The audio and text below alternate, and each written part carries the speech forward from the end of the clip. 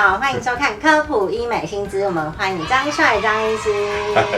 我们今天要讲的是线雕第6集，如何让下半脸变小哦。好，对，这是关于线的第6集啊。那前面还有5集，大家有兴趣赶快回去看一下。我们录这个影片哦，有一个很重要的宗旨，因为医美现在很泛滥，对，在华人的世界，在欧美、台湾、大陆各处都非常泛滥。整个医美啊，诊所为了做生意，已经无所不用其极了，多夸张！为什么？很多所谓的专家是靠 imagination 来，很多他们所谓独特的技术是靠 hallucination 来，就是有很多东西是建立在妄想跟幻想上，这很严重啊，真的。甚至有的连上电视啊，都是可以用买通的。电视大家以为电视一定请的都是专家，没有。现在电视因为现在受到 YouTube 的冲击啊，现在连你上电视只要花钱你就可以上。我10几年前上电视的时候，是他们给我这个车马费让我们去，现在是他们常常都会靠花钱，然后去上电视节目。所以有时候你看到很多的资讯，它并不是真的资讯。大家可能看到我们的节目会发现我们讲的都很专业、很深入。但是有些客人说，他一开始看我们节目觉得哇，怎么讲那么难呢？其实我们这个节目有一个很重要的宗旨，就是我们希望透过这些正确的知识，帮助你们如何诊断，教会你们判别真假。这个是我们节目最重要的宗旨。一个只会话术的诊所，不能给你有效的治疗；一个不愿录影的医生，不能承诺手术的真实。记得，没效的才是最贵。想做要找真专业。那讲到这个线啊，其实在讲今天的主题之前，我们就是讲说，其实线到现在已经即将迈入12年，然后我做线也已经15年。其实这个线的发展做的过程中，我已经看到这个线啊轮回已经潮起潮落，已经3轮，不只是在线大家仔细去看，有很多。如果您现在是在荧幕前，你是之前已经接触过很多医美，你就会发现我讲的这件事有很多的技术啊，可能有一阵子一开始没什么人在做，后来有些诊所为了商业目的开始炒作它，哇，讲它多神多神，然后很多人就说他自己是专家，就把它炒上去，炒上去到一个程度以后，它又掉下来。你知道在台湾线雕这一种已经这样炒过3次了，有些人就说有吗？我以前都没听说过，线不是最近的技术吗？那因为你接触比较少，所以这个在每次炒的过程中，就有一些你就会发现一些状况。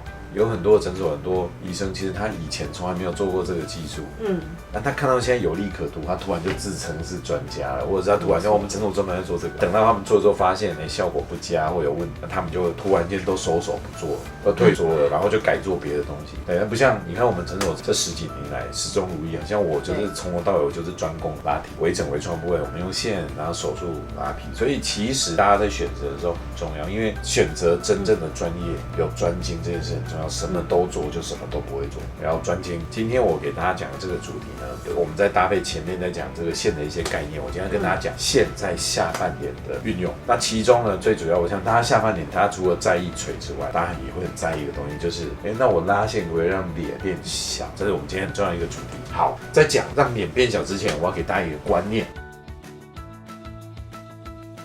我们脸有所谓的轮廓，轮廓就是这个。当我们脸，其实我们现在看脸，其实有所谓的外轮廓跟内轮廓。真的好细。又要开始帮大家上课了要开始上课了。可是我们真的很多来的客人好认真，还抄笔记耶。真的，大家还会请教问题，说，请问你影片的哪一个问题是什么？所以我们节目也很多医生在看哈。对。那我们的轮廓是什么叫外轮廓，什么内轮廓呢？我跟大家看一下，其实这是一个图。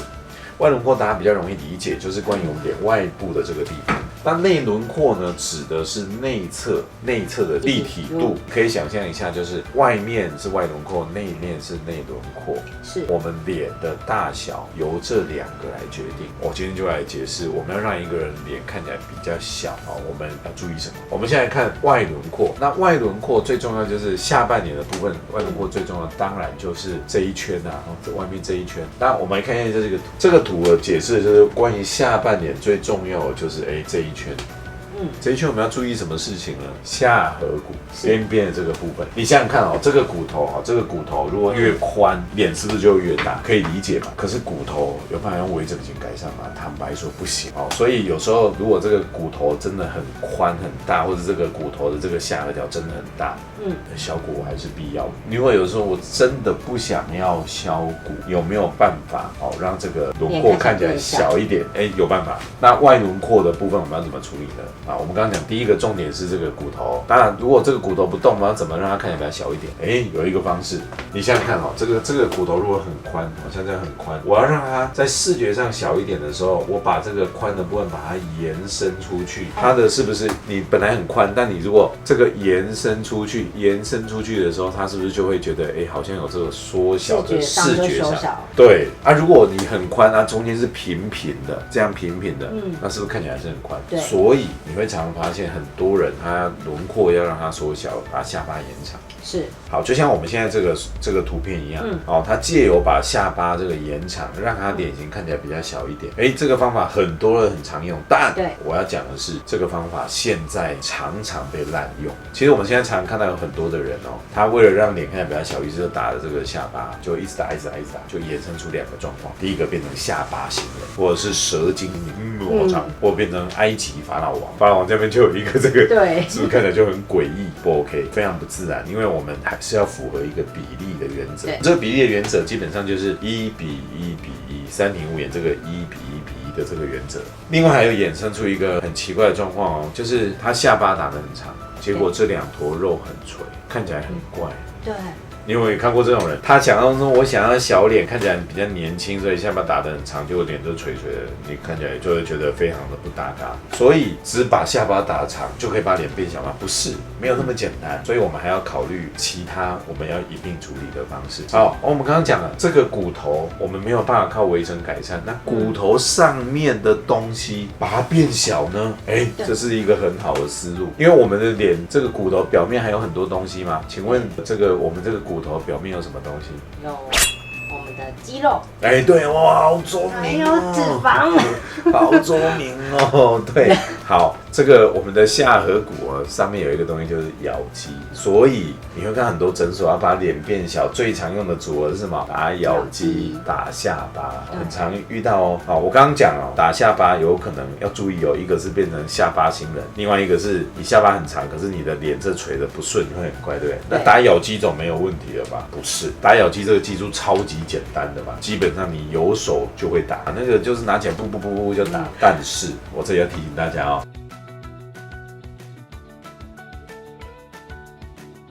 打咬肌，你想，这咬肌就变小了，不是脸就小了吗？就尖上去，不是。大家，请你一定接下来前方高能，那听进去我这里讲的就是咬肌在这个位置，在打咬肌的时候，你打的这个咬肌变小的同时，脸会往前垂，因为咬肌是一个很重要的支撑。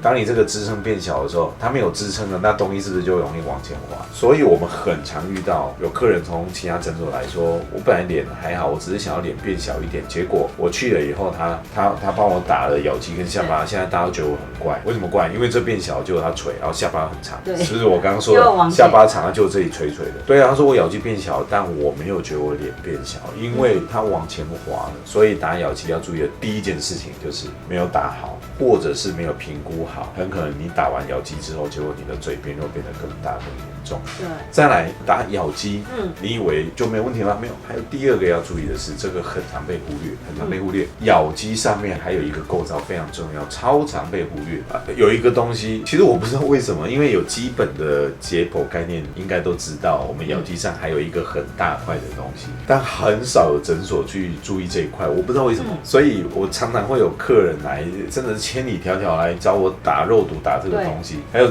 每次从高雄坐高铁上来打这个，我说你不能在高雄打吗？这个很简单，你每次等我要等好久对呀。他说高雄他找不到诊所打这个，我不知道为什么是什么东西来跟大家说。腮线。对，就是腮线。好，我们现在看一下荧幕中腮线它在哪里？它腮线长在咬肌的表面。那大部分的人腮线没有那么大，可是有一些人他年纪大概过了45岁之后，不管男生或女生，有一些人他腮线会长得特别大。腮线长得特别大，有些人可能是体质，还有一些人呢，他可能以前他不小心有得过腮腺炎的病毒。腮腺炎就是人家说的低头皮，你有听过吗？有，就是小时候不小心他也感冒，然后这个脸肿很大，对，这个后来这个病毒会潜藏在你的腮腺里面，年纪大的时候就会让你的腮腺慢慢变大。那很少数的人呢，他是因为有一些比较特殊的自己免疫疾病，也会让这个腮腺变很大。那这个腮腺可以大到跟你的咬肌差不多厚，那怎么办？腮腺大要怎么处理？咬肌大打肉毒嘛，腮腺大怎么处理？打肉毒，还是打肉毒，也是打肉毒，对，就这么简单。它也是打肉毒，所以肉毒不是只可以让咬肌变小而已，它也可以让腮腺变小。那这些呢，都是影响我们外轮廓，所以外轮廓，我们要注意骨头、腮腺、咬肌、下巴，这些叫外轮廓。是。那这些外轮廓处理完之后，你的脸会小一点，没错。那这样就 OK 了吗？不是嘛？我是不是还提到一个东西叫内轮廓？那内轮廓在下半脸最重要的位置是哪里？嘴边肉，就是嘴边肉。内轮廓最重要的问题就是什么？嘴边肉。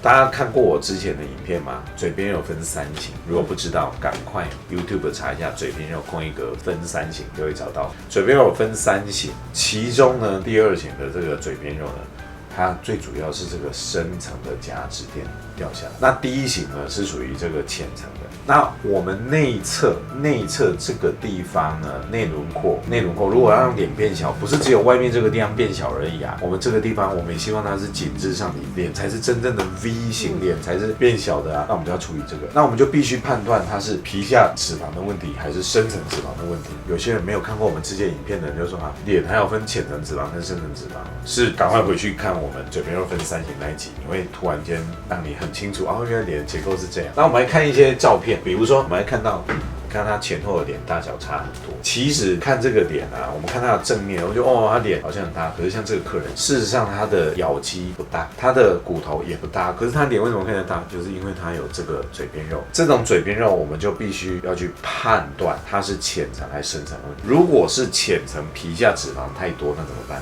抽脂。对，或者是打小指针。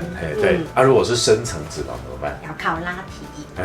讲到重点了，深层的脂肪，这个叫假指垫。假指垫呢，如果太大而且下垂的话，就会两坨在这里，你的脸一样看起来很大。那像这个客人呢，他要做的就是深层埋线。埋线哦，大家不要以为埋线都是一样。现在很多诊所也会 imagination and hallucination。我们医生有独特的技术，我们诊所有独特的技术，多独特，非常独特。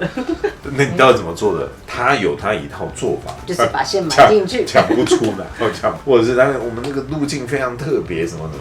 其实很多都是 hallucination and imagination。全球做深层埋线，它的方法很特别。知道全球深层埋线最早开始做的是谁吗？我们的张帅张医师，真的就是我。我其实一天到晚在国外演讲，我要么就是讲拉皮，另外一个就是讲深层埋线。所以我为什么会常看我去这么多地方的国家，我去演示这些深层埋线？因为这深层埋线的技术非常的特别。以下半脸而言，它最特别的地方就是我们可以把这个深层的假指垫可以做一个上提。你现在看到荧幕中的这个动画，就是我发表在国际论文上面，然后我们把这个深层的组织上提。那这样有什么好处？第一个好处是你的脸会明显变小，是非常明显的变小。好，第二个它有上提的作用。好，我们来看比如说像这些照片，非常的多，我们做非常多。像这样子的案例，像比如说像这个客人，呢，他的咬肌也不大，他的问题也是在内轮廓这个地方，然后我们就要去判断，你看他的主要问题就是婴儿肥。对，什么叫婴儿肥？婴儿肥其实就是深层假指垫掉下来。用这种深层埋线的方式，都没有打消脂针，也不用打肉毒，他的脸就可以明显变小。像有一些客人，比如说像我们这个客人，这客人他是同时有合并的皮下脂肪，就是浅层的脂肪比较厚，然后深层的假指垫掉下来，我们把他的这个浅层脂肪把它去掉，同时再把他的深层的假指垫把它上提，因为看到前后很明显，他脸变小，而且看起来是变年轻的、变紧致的。那我们再看像这样的一个案例，这个案例呢，它是合并了什么？它同时有咬肌的问题，就是有外轮廓的问题，它也有内轮廓问题，我们一起处理。你会发现这样一起处理，你会有一个感觉，他脸变小之外，奇怪，他是不是有打下巴？没有，他并没有在下巴上填任何东西哦。那为什么会让你这种感觉？因为他这个在深层拉提的同时，下巴看起来就变长。所以其实我常遇到很多客人来我脸变小，他主动就跟我说：“张医师，我要打下巴。”我说：“等一下，你其实不太需要打下巴，因为以比例而言，你的下巴是 OK。可是我怎么脸看起来很短，而且脸看起来很圆？那是因为你的内轮廓这个深层的夹子垫掉下来，这个时候你用深层的八字去拉，你会发现好神奇啊！我躲在里面的下巴跑出来，你没有填充下巴它就跑出来。我们再看一下，像这个你可以看到，像这个侧面这个照片，它术前它的这个脸侧脸呢，这有一坨，你也可以看得出来，你看到它的咬肌骨头并不大，可是它正面看到之后，它脸大大的，问题就是在出现在这个内轮廓这个嘴边肉。我们把它用深层的八字线，然后再结合浅层的八字线，浅层拉紧，深层上提。你再看它改变了什么？第一个，你可以看它轮廓线变明显；第二个，它脸变小；第三个，它变紧致。你看这个图也是一样，它术前你看它在嘴巴旁边，他会觉得说，奇怪，我以前脸蛮小的，怎么现在觉得好像含着一颗卤蛋？这个卤蛋就是那个深层的夹子垫。所以荧幕前的你现在拿起照片来看，如果你一直觉得脸垂垂的，或是脸有变大的感觉，你仔细看你的侧脸，你这里有没有觉得你含着一个小卤蛋？比较小的是小鸟蛋，比较大的是卤蛋，比较严重的是鸵鸟蛋。但是你如果这里含着一颗这个东西，那这是什么？这个就是深层的组织掉下来。不要紧张，这个很简单，半个小时就可以把这个处理掉。处理完就像这个，你看明显小鸟蛋不见了，然后你的脸上去了，脸变小了。像这个案例也是一样哦，你可以看到哇，它就很明显哦。像这个只有做下脸，它中脸没有做，那我们就可以看到说它的下脸上提变小、紧致，轮廓线跑出来。你看这个脸型非常的大。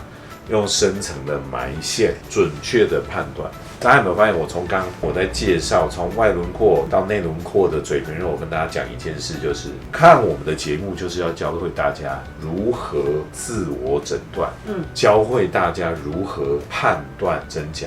所以大家一定要避免被幻想跟妄想洗脑。那你才知道问题在哪，诊断很重要，你才有办法对症下药啊。你看像这个脸是不是也是从很凸变小？那而且它给你的感觉是变精致，而不是变成舌尖。对，好。最后像这个图，这个是我亲戚啊，你可以看到他术前脸比较粗犷一点的。